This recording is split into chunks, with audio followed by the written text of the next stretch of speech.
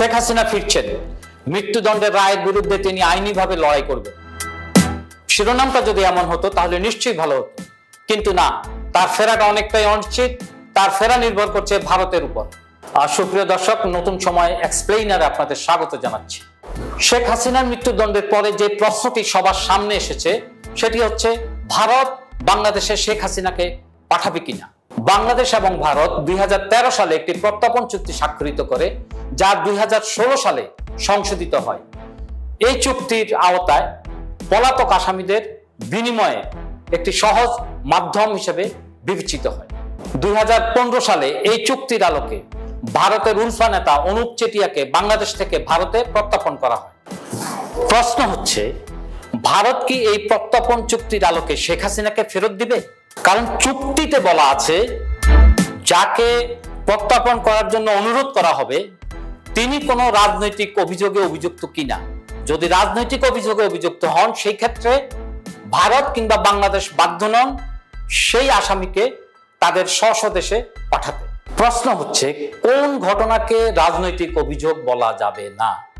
চুক্তিতে বলা আছে, হত্যা, গুম, ইচ্ছাকৃতভাবে সন্ত্রাস, বোমা বিস্ফোরণ এসবে যদি অভিযুক্ত হয় তাহলে সেটাকে রাজনৈতিক অভিযোগ বলা যাবে না।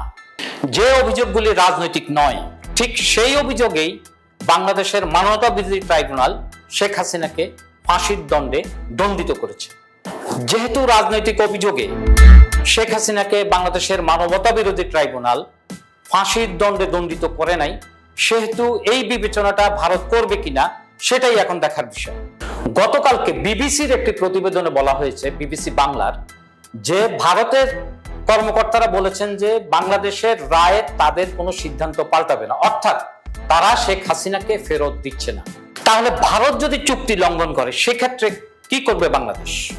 বিশেষজ্ঞরা বলছেন, দুই দেশের মধ্যে চুক্তি লঙ্ঘিত হলে সেই ক্ষেত্রে পারস্পরিক কূটনৈতিক আলোচনা, মধ্যস্থতা কিংবা আন্তর্জাতিক আদালতে এটা শরণাপন্ন হয়।